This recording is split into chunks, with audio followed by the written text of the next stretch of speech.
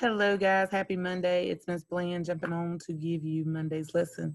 It is Monday, September the 14th, 2020, and I'm excited to wish you a happy Monday as we jump in to see what Monday's lessons entail. So let's get ready to get started. I'm going to share my screen with you, and let's get ready to go. It's Monday. I hope you sparkle and I hope you shine. This week, Miss Bland is focusing on some of her most favorite cartoon characters, and I thought I'd kick a good Monday off with the bright and shining yellow bird that we like to call Tweety. Miss Bland loves Tweety Bird. I've loved Tweety Bird since I was a little girl, so I just thought it'd be a cute picture. So I hope you sparkle and shine.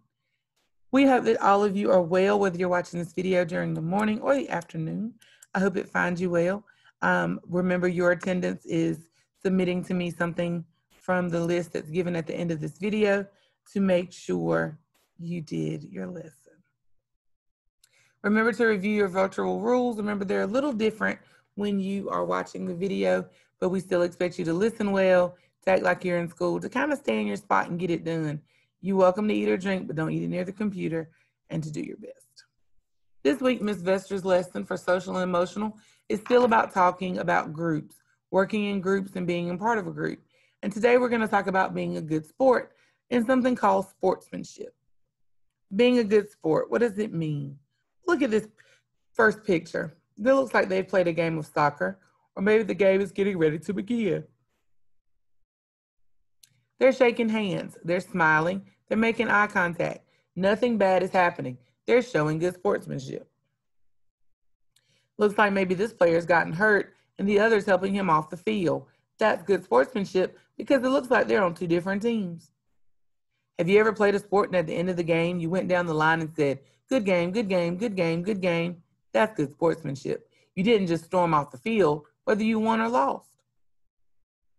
These guys are on the same team. They're wearing the same uniforms, but they're definitely friends.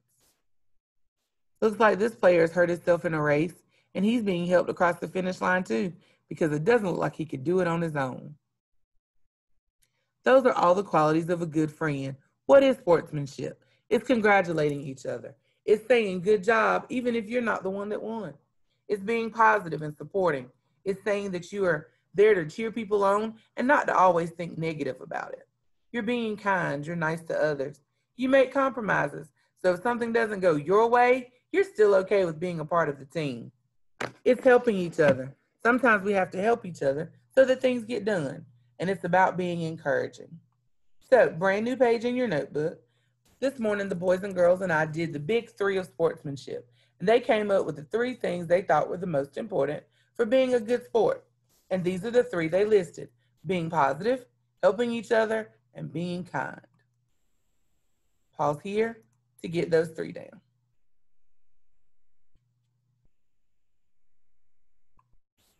At the bottom of the page, we wrote our spelling words for this week. And there's one reason that that E on slid is in red. On your orange copy of your packet, it did not have the E. So I wanted to make sure you saw that. So our words for this week: smile, shape, right, drag, trade, inside, grade, slide, snake, hike, white, mistake. We are focusing on the long I and the long long A and long I sounds in our words. Pause here to copy those down.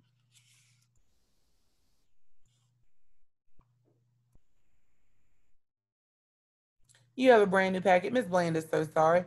I changed the two names of our stories, but I forgot to change the pictures. My bad. I'm so sorry. It's okay. So please know that we're not reading Finding Norman again or Finding Cal, not Norman and Finding Cal. We do have new stories, Taking Care of Peppa and Lola and Tiva. Also this week, as you're reading epic books, or if you read an epic book, please color a gumball on the gumball machine so that I know you read one. On the back side of your orange sheet is your fluency passage for this week. This is a passage that's dealing with the long A sound as well. And it talks about a pet snake. Ooh, Miss Bland wouldn't want one of those. And so I ask that you read the passage because on Thursday, a part of the passage, not the whole thing, will be what you're reading for me in Dojo for your fluency read of the week. And then complete Monday's question. There's a question for each day of the week.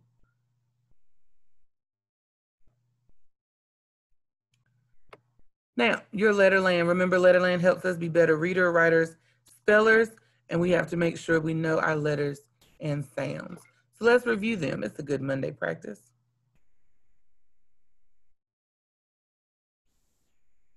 Uh-oh. Might help if we had some sound on. Sorry about that, guys. There we go. Annie Apple says ah. Bouncy Ben says b. Clever Cat says k. Dippy Duck says d. Eddie Elephant says eh. Firefighter Fred says f. Golden Girl says g. Harry Hatman says h. Envy Ink says eh. Jumping Jim says j. Kicking King says k. Lucy Lamplight says ooh. Munching Mike says mmm. Noisy Nick says mmm. Oscar Orange says ah. Peter Puppy says p. Quarrelsome Queen says qu. Red Robot says r. Sammy Snake says s. Talking Tess says t. Uppy Umbrella says Vicky Violet says v. Walter Walrus says w. Fix-It Max says x. Yellow Yo-Yo Man says y. Zigzag Zebra says z. Good job, guys. Those are our words, our Letterland sounds and characters. Make sure you're practicing those. And moms and dads, that video is on YouTube. If they need additional practice or you see they're struggling with the letter, that's something you can do offline. Well, offline with me. In your notebook today, we are doing our Monday spelling activity in Seesaw. It looks like this when you log in. It should say it, spell it, write it. You can use the pen tool or the marker or the text tool and type it. But you're going to say your spelling word, you're going to close your eyes and spell it, and then you're going to write each word on one of our leaves. So you can do that at the end of the video. So it's reading time. We are in Unit 1, Week 4. Our essential question is, how do we care for animals? Our stories for this week are going to be Taking Care of Pepper and Lola and Tiva. We are going to focus on how do we care for animals. Taking care of animals is always important, whether the animal is something as small as this cute little hamster or guinea pig, whatever he is, or if it's an animal as big as Pepper that we're going to meet in a few minutes. Taking care of them remains important. Vocabulary words: allowed, care, excited, needs, roam, safe, wandered, and wild. Those are all words for this week that we will talk about each day. Our story this week's genre is narrative nonfiction, which means there are real people and real things, but that the story is told by someone else. We're still answering those real important 5 W questions: who, what, when, where, and why. And we're going to talk about retelling a story using the details, those important things that happen that we don't want to forget. And we try to tell them in order. So our story this week is Taking Care of Pepper. Open up your book to page 70 and meet me there.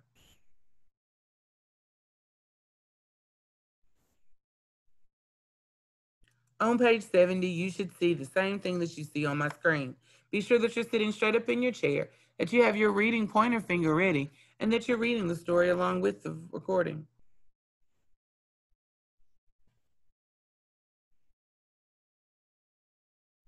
Genre, narrative nonfiction.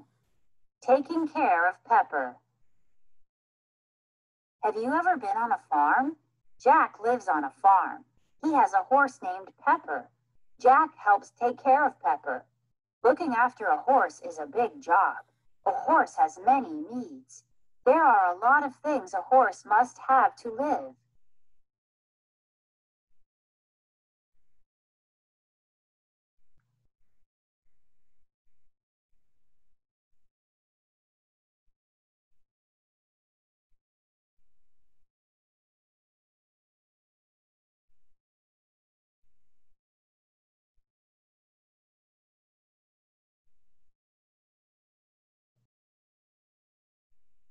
Every morning, Jack wakes up at 5 o'clock a.m. He and his father go to Pepper's stall. The stall keeps Pepper safe from bad weather and other dangers. When Pepper sees Jack, the horse gets excited. Jack smiles when the horse gets all worked up. First, Jack gives Pepper hay to eat. While Pepper eats, Jack cleans Pepper's stall. He shovels out the dirty hay and sawdust. Then he puts down fresh padding. Pepper stops. Next, Jack strokes Pepper's brown coat and it feels smooth. Then Jack leaves to go to school. But his work is not done. At 3 o'clock p.m., Jack rides the bus back home. He has a snack and does his homework. Next, his mother gives him an apple for Pepper. Then they go to visit Pepper. Jack feeds Pepper hay and fresh water every day.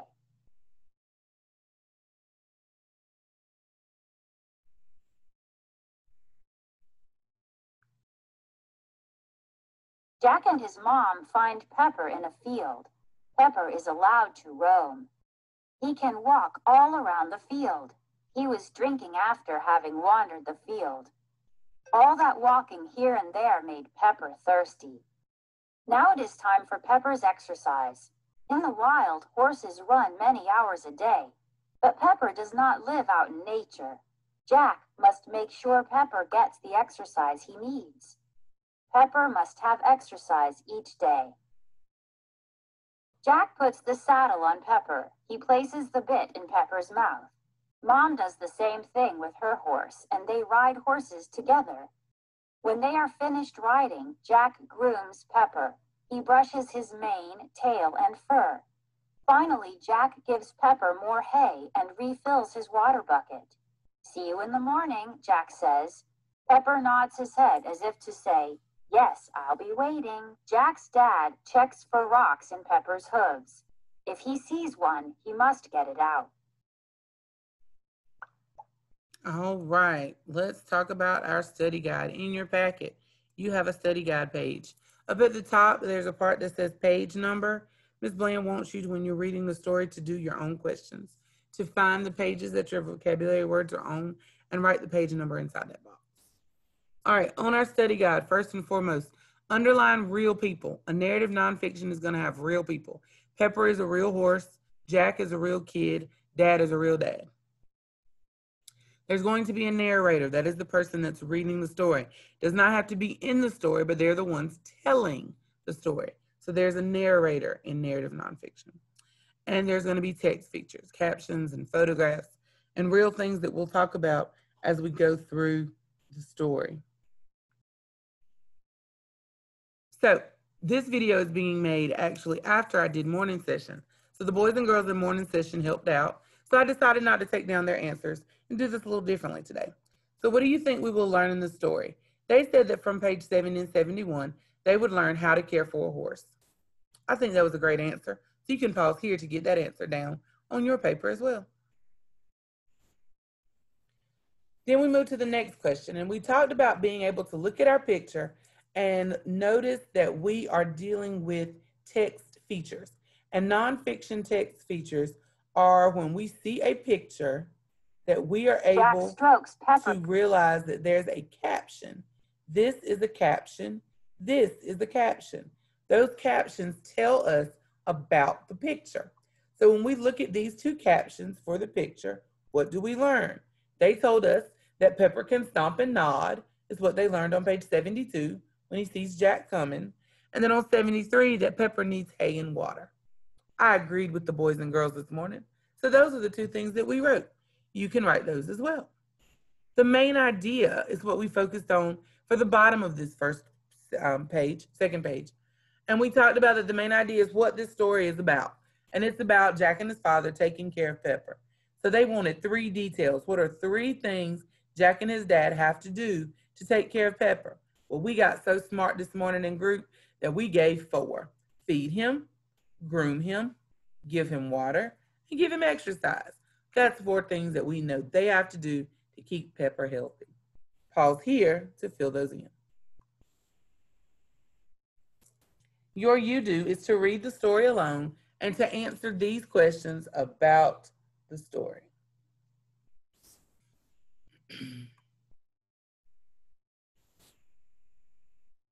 Now, in your packet on the next page, you should see a page that looks like Miss Bland's.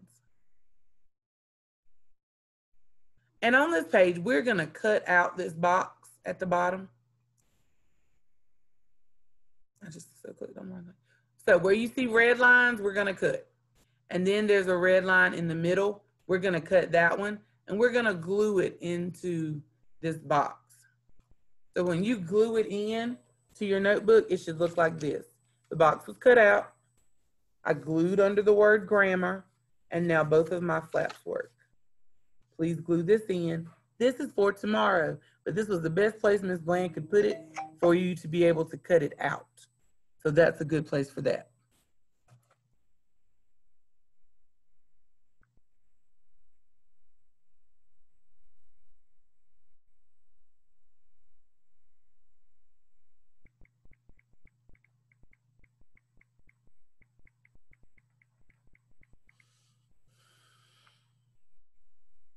Okay, now the next part is going to take us to another. Nope, I'm good. So let's look. We're going to talk about subject and predicate. The subject of my sentence is what my sentence is about. My predicate is who does something in the sentence. Who it is, what they do. So the boys and girls this morning helped me out, and I decided I'd help you out. So Allison is who my sentence is about. What did Allison do? She jumped on her bed. Bradley rode his bike to school today. Who is my sentence about? Bradley. What did he do? He rode his bike to school today. Mason and Seth played football at recess. Who's the sentence about? Mason and Seth. What did he do? Played football at recess. Lacey and her mother went to the races. Who is it about? Lacey and her mother. What did they do? Went to the races. The dog chased the cat through the yard. Who is it about? The dog. What did the dog do? He chased the cat through the yard. The predicate is what they do in the sentence. Please do 6 through 10 on your own.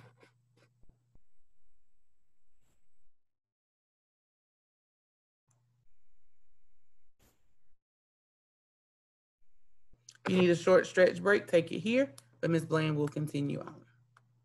So we are in math. We are talking about Module 1, Lesson 7. And today we're going to break this down even further than it already is.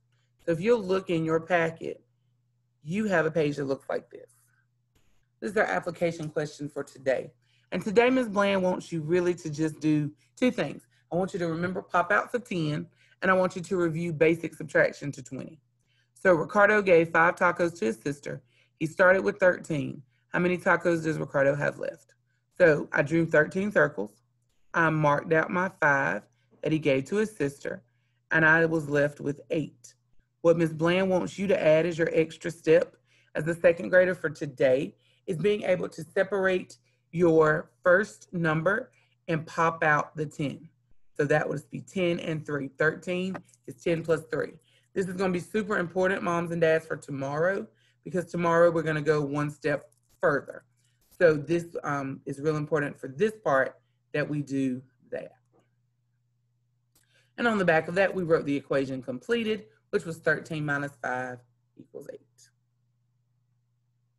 So what is Ms. Bland wanting today? I want you to review 2 things. The 2 things we're reviewing today is pop out 10 and subtraction to 20, because both of those should be something you know. So here's where you are. You are going to pop out my 10. When you pop it apart, the 10 always goes on the right-hand side. It'll make tomorrow so much easier if you put it on the right-hand side. Now, just like I told the boys and girls this morning, if you are not sure what 12 minus 9 is, if you don't remember what 12 minus 9 is, if you run out of fingers and can't figure it out, draw the picture. Boys and girls, don't get this wrong because you didn't do the simple math. About Halloween, we're supposed to know our facts to 20. But if you're still not there yet, draw pictures as needed. So Ms. Bland has given you examples in A through E that you're welcome to copy, and you are to complete F through I alone. Pause here to complete or complete on the end. The next page, same thing. You're doing the exact same thing we did at the top, and Ms. Bland has given you an option. Some of you need some extra practice in Seesaw, so I did upload questions A, B, and C into Seesaw so that you could do them there or on the paper. Totally your choice. It is optional. It is not mandatory. Doing it one or the other. You have to do them. So you can either do them on this paper or you can do them in Seesaw. I don't care which one, but they must be done. And you are to do question number 4. Ms. Bland has provided question number 3. Shane had 12 pencils.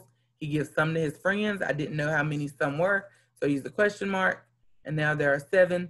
I drew my picture. I circled the 7 that I know I still have, and I found out that 5 were given to his friend. Please complete question 4 as well.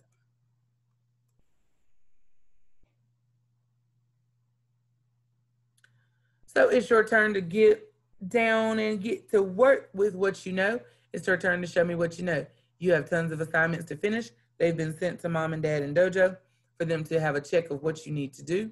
You were great today, and I thank you for your attention and for all your hard work. Remember that you have your Seesaw activities of the spelling leaves and the math questions if you choose to do them there. Make sure you stop by the PE Art Music Weebly page and do your assignment. I think Ms. Reason also put an announcement to Mom and Dad in Class Dojo so they can see it as well. Remember, for afternoon group, we're working a little bit on fluency. We're going to start talking a little bit about iStation testing. We're going to talk mostly about it tomorrow, but I am going to introduce it today, but tomorrow will be real heavy in iStation. For attendance, remember you can submit story questions or a math sheet to me to let me know that you have done your Monday work. I forgot to change that. Talk about a great job. You guys were awesome. I thank you for your time and your attention. So air hugs and kisses and all my great wishes to you having a fantabulous, exciting, and amazing day. If there's anything Ms. Bland can do for you or your family, please let me know, and I'd be more than happy to help. Be sure to check all the messages in Dojo, especially about testing, and let Ms. Bland know if we need to make some accommodations for you and your family. Thanks so much. Have a wonderful, wonderful day, and let me know if there's anything you need.